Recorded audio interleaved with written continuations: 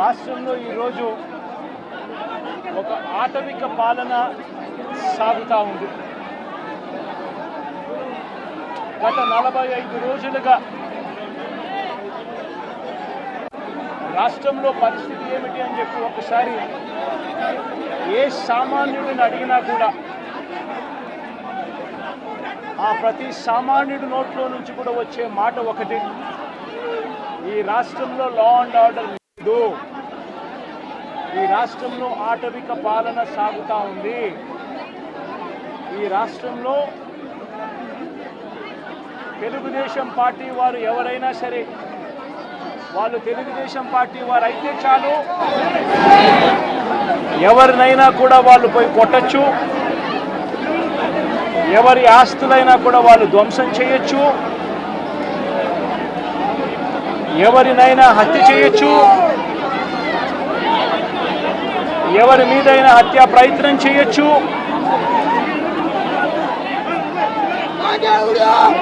వాళ్ళు ఏమి చేసినా కూడా పోలీసులు ప్రేక్షక పాత్ర మాత్రమే పోషిస్తారు.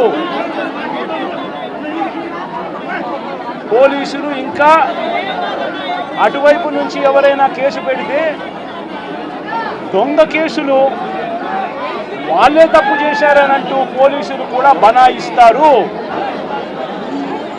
అనే ఒక నీచ సంస్కృతి ఈరోజు రాష్ట్రంలో రాజ్యం వెళ్తా ఉంది. నిజంగా నేను చంద్రబాబు నాయుడు గారిని ఒకటి అడుగుతా ఉన్నా. ఈ 45 రోజుల పాలనలో ఏకంగా 31 రాజకీయ హత్యలు జరిగాయి. 31 కూడా కాదు, ఇక్కడికి రాకముందు మా వాళ్ళు నాకు చెప్పిన సంఖ్య 36. 45 రోజుల్లో దాదాపుగా 36 రాజకీయ హత్యలు, 300కు పైగా హత్యాయత్నాలు, 300కు పైగా హత్యాయత్నాలు. తెలుగుదేశం పార్టీ వాళ్ళ వేధింపులు భరించలేక 35 మంది ఆత్మహత్యలు చేసుకున్న పరిస్థితులు రాష్ట్రంలో ఉన్నాయి. 560 చోట్ల ప్రైవేట్ ఆస్తులను ధ్వంసం చేశారు. ఇంట్లో చొరబడుతున్నారు, ఆస్తులను ధ్వంసం చేస్తూ ఉన్నారు, షాపులను కాల్చేస్తూ ఉన్నారు. వైఎస్ఆర్సీపీ సానుభూతి పరుల చీనీ చెట్లను నరికేస్తూ ఉన్నారు. ఇటువంటి ప్రైవేట్ ఆస్తులు 560 చోట్ల ప్రైవేట్ ఆస్తులను ధ్వంసం చేశారు. 490 చోట్ల ప్రభుత్వ ఆస్తులను ధ్వంసం చేశారు. 490 చోట్ల ప్రభుత్వ ఆస్తులను ధ్వంసం చేశారు.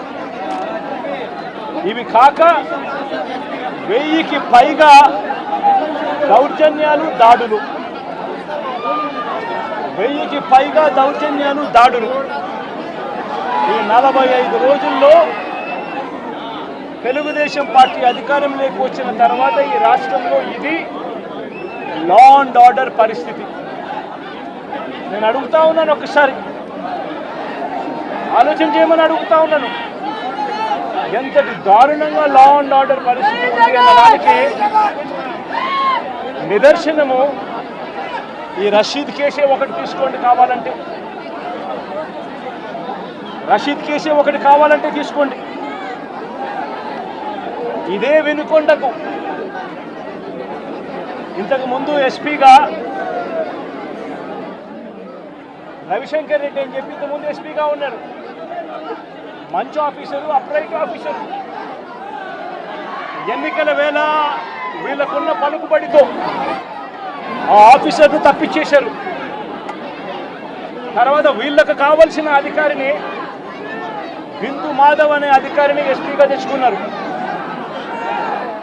ఈ బిందు మాధవ్ అనే అధికారి ఎస్పీ ఎంత అన్యాయస్తుడనంటే ఈ అన్యాయమైన ఎస్పీని సస్పెండ్ చేస్తూ ఎన్నికల కమిషనే స్వయంగా నిర్ణయం తీసుకొని ఈ బిందు మాధవ్ అనే అధికారిని సస్పెండ్ చేశారు.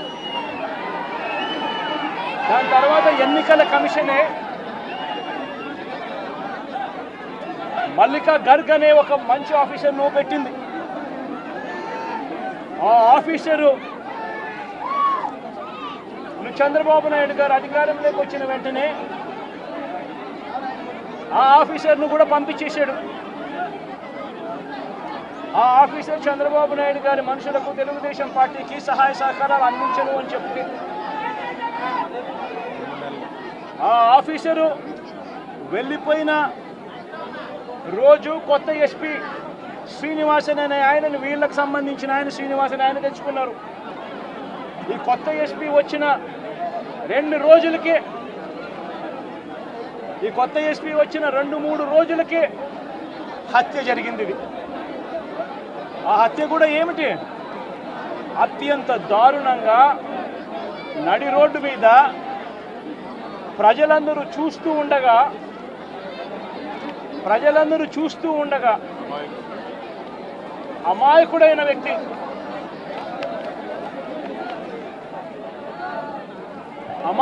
వ్యక్తి ఈ వ్యక్తి ఒక సాధారణ ఉద్యోగస్తుడు. వైన్ షాప్లో తాను పనిచేసుకుంటూ సూపర్వైజర్గా తాను పనిచేసుకుంటూ వైన్ షాప్లో తన జీవితం గడుపుతా ఉన్న ఒక సామాన్యమైన వ్యక్తి. ఇటువంటి వ్యక్తిని అతి కిరాతకంగా నడి రోడ్డు మీద అందరూ చూస్తూ ఉండగానే కిరాతకంగా కత్తి తీసుకొని అతి దారుణంగా నరకడము. ఆ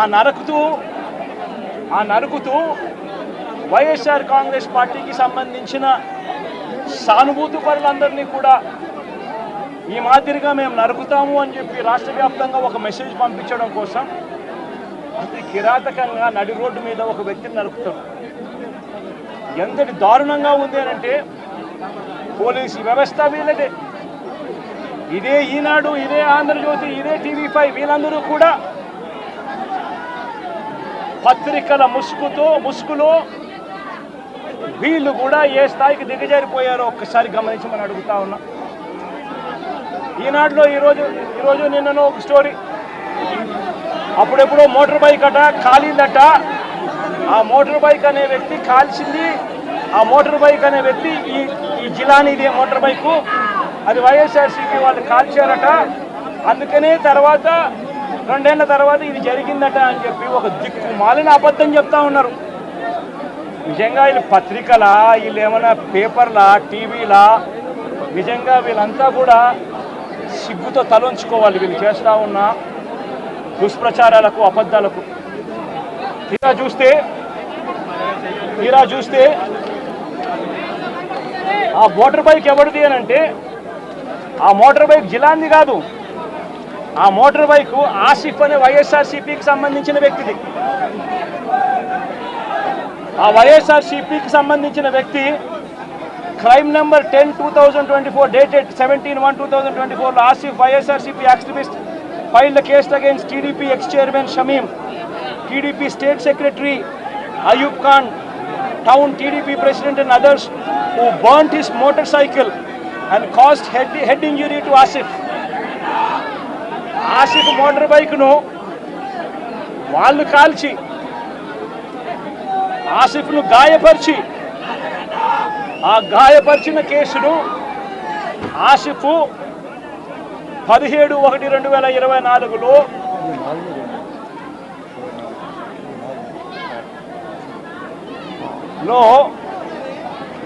కేసు పెట్టి క్రైమ్ నెంబర్ కూడా 10/2024 డేటెడ్ అని చెప్పి క్రైమ్ నెంబర్ కూడా రిజిస్టర్ అయింది.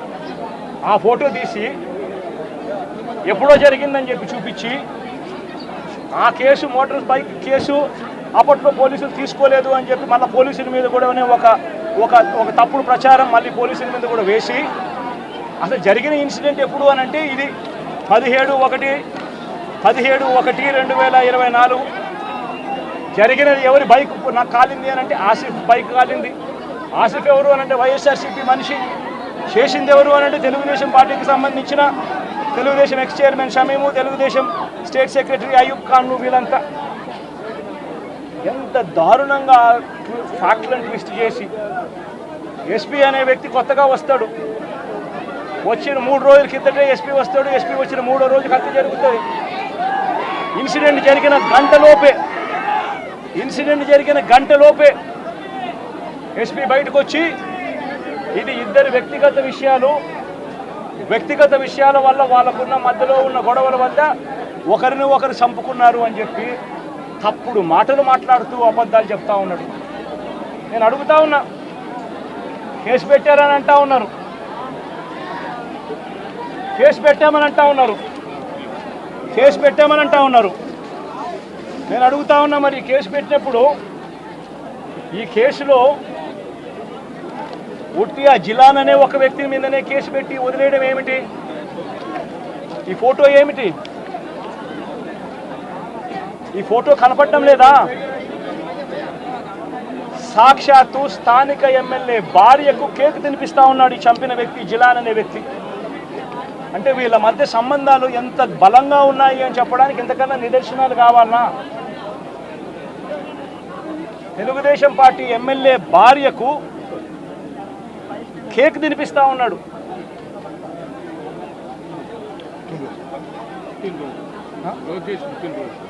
లోకేష్ పుట్టినరోజు నాడున వీళ్ళు కేక్ కట్ చేయడము, ఆ కేక్ మళ్ళీ ఈ జిలాన్ అనే వ్యక్తి ఎమ్మెల్యే భార్య కేక్ తినిపించడం. మరి ఇంత దారుణమైన ఇంత సత్సంబంధాలు కలిగిన వీళ్ళు, ఇది ఎమ్మెల్యేతో ఫోటో,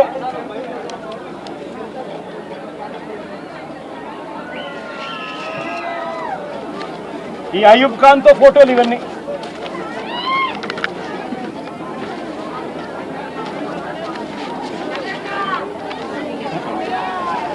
ఇది షబీం ఖాన్తో ఫోటోలు.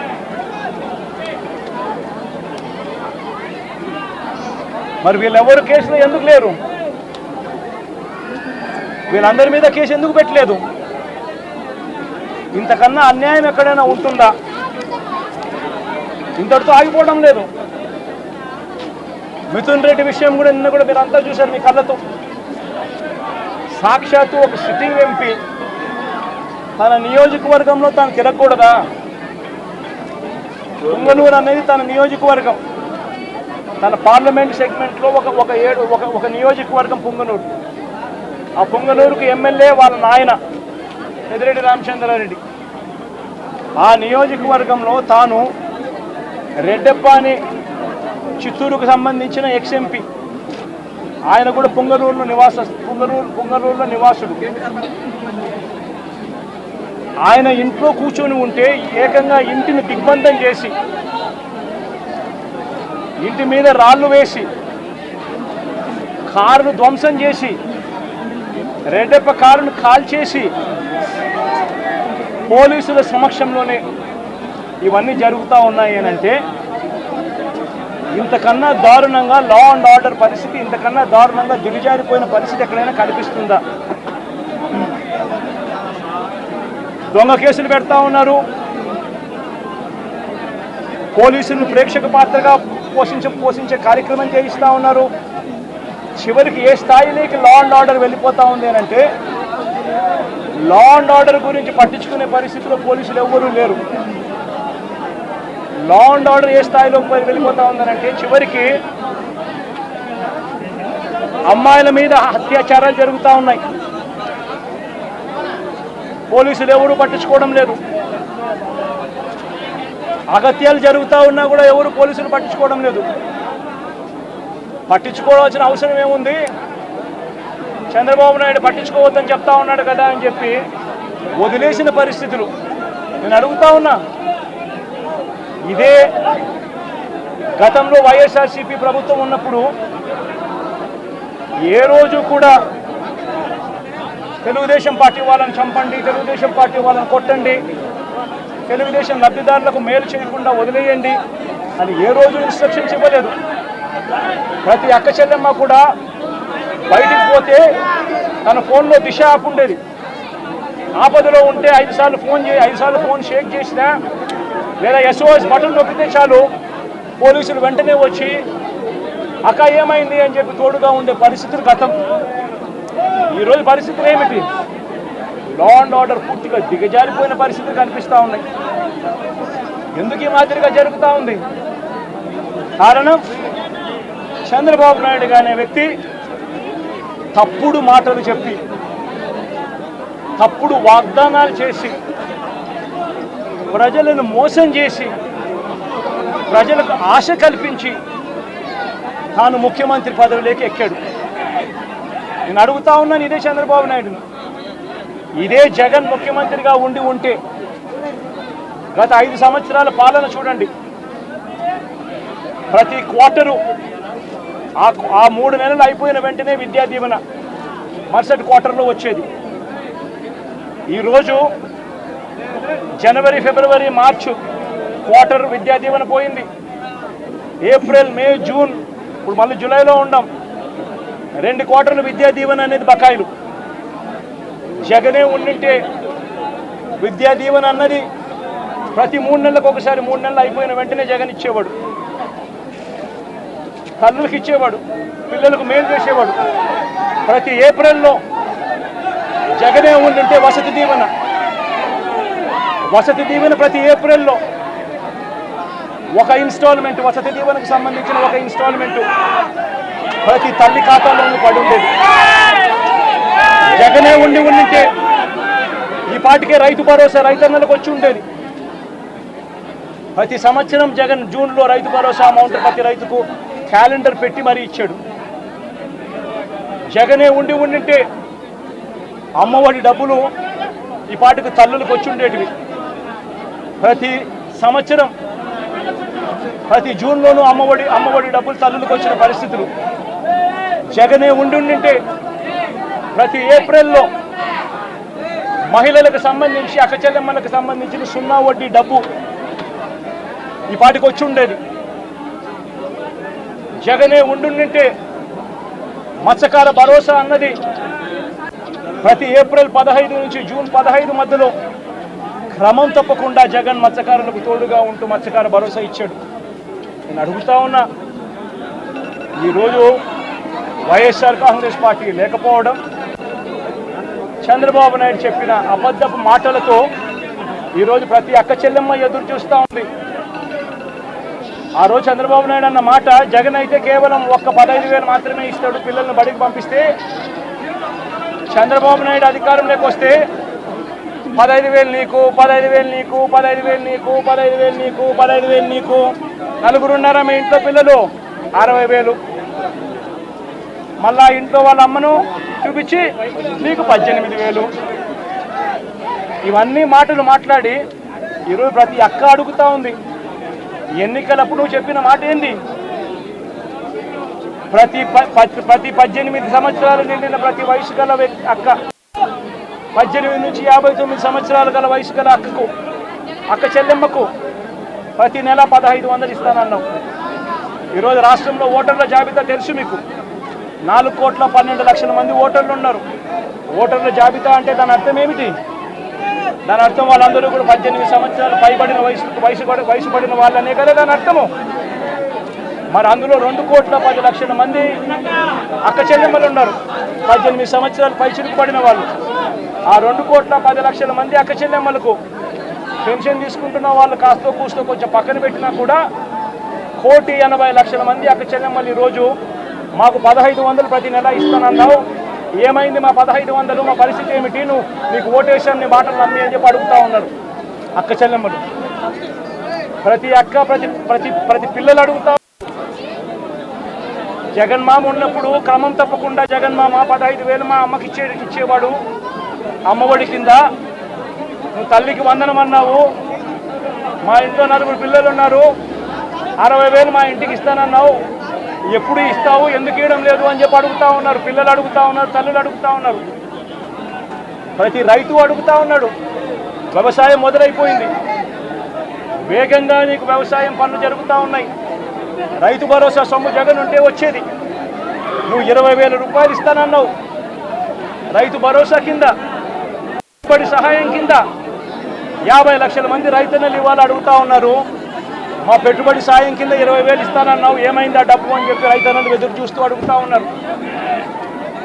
ఈరోజు అక్క చెల్లెమ్మలు పొదుపు సంఘాల్లో ఉన్న అక్క చెల్లెమ్మలు అడుగుతూ ఉన్నారు. ఏప్రిల్లో పొదుపు సంఘాలకు 0 వడ్డీకి సంబంధించిన 0 వడ్డీ డబ్బులు కట్టాలి. మరి ఎందుకు 0 వడ్డీ డబ్బులు మాకు ఎందుకు కట్టడం లేదు అని అక్క చెల్లెమ్మలు అడుగుతూ ఉన్నారు. చదువుకుంటున్న పిల్లలు అడుగుతూ ఉన్నారు. ఆ అక్క చెల్లెమ్మలు అడుగుతూ ఉన్నారు. ఆ పిల్లలు చదివిస్తూ ఉన్న అక్క చెల్లెమ్మలు, మా పిల్లలు చదువులు పోతూ ఉన్నారు, కాలేజీలు అడుగుతూ ఉన్నాయి ఫీజులు కట్టమని చెప్పి, సర్టిఫికెట్లు ఇవ్వమంటున్నాయి, సర్టిఫికెట్లు ఇవ్వమని చెప్పి కాలేజీలు అంటూ ఉన్నాయి. 2 క్వార్టర్లు 2 త్రైమాసికాలకు సంబంధించి విద్యా దీవెన ఇవ్వడం లేదు, ఎందుకు ఇవ్వలేదు అని, వసతి దీవెన ఎందుకు ఇవ్వడం లేదు అని చెప్పి తల్లులు అడుగుతూ ఉన్నారు. మత్స్యకారులు అడుగుతూ ఉన్నారు, మత్స్యకార భరోసా ఏమిటి అని చెప్పి. ఇవన్నిటి నుంచి కూడా చంద్రబాబు నాయుడు ప్రజలను దారి తప్పించేందుకు, ప్రజలెవరూ కూడా ప్రశ్నించే పరిస్థితి రాకూడదు అనే ఉద్దేశంతో ప్రజల్లో భయాందోళన క్రియేట్ చేసే కార్యక్రమంలో భాగంగా ఈ మాదిరిగా దాడులు చేస్తూ, ఈ మాదిరిగా అన్యాయాలు చేస్తూ, ఈ మాదిరిగా తాను దిగజారిన రాజకీయాలు చేస్తూ ఉన్నాడు. అయితే నేను ఒకటే హెచ్చరిస్తూ ఉన్నా, ఖచ్చితంగా వీటి మీద ప్రొటెస్ట్ జరుగుతుంది. అసెంబ్లీ రోజున, గవర్నర్ ప్రసంగం రోజున ఉభయ సభలను ఉద్దేశించి గవర్నర్ మాట్లాడే ప్రసంగంలో గవర్నర్ను ఖచ్చితంగా నిలదీస్తూ, గవర్నర్ ప్రసంగాన్ని అడ్డు తగులుతూ గవర్నర్ను ఖచ్చితంగా నిలదీస్తూ వైఎస్ఆర్సీపీ గలం విప్పుతుంది. దాని తర్వాత ఖచ్చితంగా మళ్ళీ మంగళవారము వైఎస్ఆర్సీపీకి సంబంధించిన ఎమ్మెల్సీలు, ఎమ్మెల్యేలు, ఎంపీలు, రాజ్యసభ సభ్యులు, లోక్సభ సభ్యులు అందరూ కూడా ఢిల్లీకి వెళ్తారు. వెళ్ళి బుధవారము ఢిల్లీలో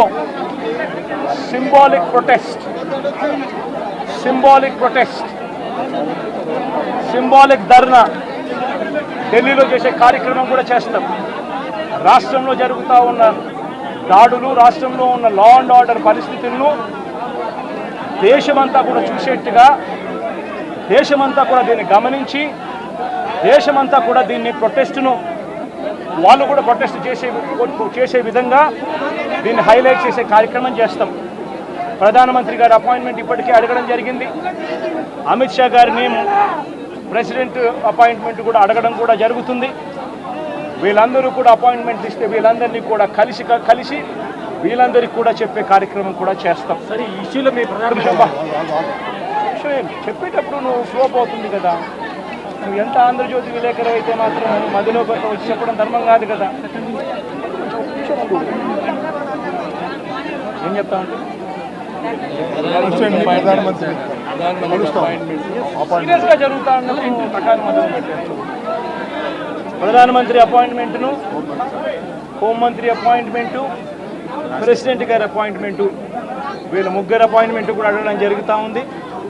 వీళ్ళ ముగ్గురిని కూడా కలిసే కార్యక్రమం కూడా జరుగుతుంది. వాళ్ళ అపాయింట్మెంట్లు ఇస్తే వాళ్ళని కూడా కలిసే కార్యక్రమం జరుగుతుంది. జరిగి వీళ్ళందరినీ కూడా రాష్ట్రంలో జరుగుతూ ఉన్న దిగజారిన పరిస్థితులను ఎక్స్ప్లెయిన్ చేసి, రాష్ట్రంలో ప్రెసిడెంట్ రూల్ పెట్టాల్సిన అవసరం ఎంత ఉంది అని చెప్పి కూడా గట్టిగా వాళ్ళ దృష్టికి తీసుకొని పోవడం కూడా జరుగుతుంది. చెప్పమని అడుగుతున్నాను. ప్రధానమైన డిమాండ్ ఈ ఇన్సిడెంట్లో మీరేమి అన్నా? ఇన్సిడెంట్లో ప్రధానమైన డిమాండ్, ఈ ఇన్సిడెంట్లో ప్రధానమైన డిమాండ్ ఒకటేనా, ఆ కుటుంబం ఏం పాపం చేసిందని చెప్పి ఆ కుటుంబంలో ఒక మనిషిని చంపారు. చంపడమే కాకుండా ఆ కుటుంబాన్ని అప్రతిష్ట పాలు చేస్తూ, ఆ పిల్లాడి మీద ఎలాంటి చెప్పుకోదగ్గ హత్యలు చేసిన కేసులో, లేకపోతే ఒక ఫ్యాక్షన్ కేసులో, లేకపోతే తను ఒక ఫ్యాక్షన్ లీడర్ కిందనో, ఒక హత్యలు చేసిన వ్యక్తి కిందనో తనను ఒక ప్రొజెక్ట్ చేసి పోలీసులు ఏ రకంగా ఆ వ్యక్తి, ఆ పిల్లాడి వ్యక్తి ఆ జీవితము, ఆ కుటుంబం జీవితంతో చెలగాటలాడుతూ ఏ రకంగా వ్యక్తిత్వ హరణ చేస్తూ ఉన్నారో ధర్మమేనా? రేపొద్దున మీకైనా కానీ ఎవరైనా కూడా ఇదే మాదిరిగా చేసి మీరు హత్య కాబట్టి సింపతైజ్ చేయాల్సింది పోయి సింపతైజ్ చేయకపోగా మీరు హత్య రాజకీయాలు చేసే వాళ్ళు అన్నట్టుగా, మీరు ఫ్యాక్షన్ రాజకీయాల్లో ఉన్నట్టుగా, మీరు ఇంతకుముందు ఏదో చేశారని చెప్పి తప్పుడు ప్రచారం చేసి ఆ తప్పుడు ప్రచారంలో భాగంగా మిమ్మల్ని చంపారని చెప్పి మీ మీద చేస్తే మీకు నచ్చుతుందా? కనీసం పోలీసులు అనే వాళ్ళు ప్రేక్షక పాత్ర వీడి చంద్రబాబు నాయుడు అనే వ్యక్తి క్షమాపణ చెప్పాలి. మోస్ట్ ఇంపార్టెంట్ థింగ్, రాష్ట్రంలో జరుగుతూ ఉన్న దాడులను తాను ఖండించి క్షమాపణ చెప్పి ఇక మీదట ఇలాంటి పరిస్థితులు ఉండవు అని చెప్పి ప్రజలకు భరోసా ఇవ్వాలి. వైఎస్ఆర్సీపీకి ఓటు వేసిన వాళ్ళకు కూడా భరోసా ఇవ్వాలి. ఎందుకంటే ఈరోజు ముఖ్యమంత్రిగా తాను ఉన్నాడు అని అంటే కేవలం వైఎస్ఆర్సీపీ నుంచి కూడా ఒక 10% ఓట్లు అటువైపున తన మోసానికి అటువైపున నమ్మి అటువైపున పోయిన ఓట్లే కదా. ధర్మంగా అది కదా ఈ మాదిరిగా చేయడం. మొట్టమొదటిసారిగా చంద్రబాబు నాయుడు క్షమాపణ చెప్పాలి.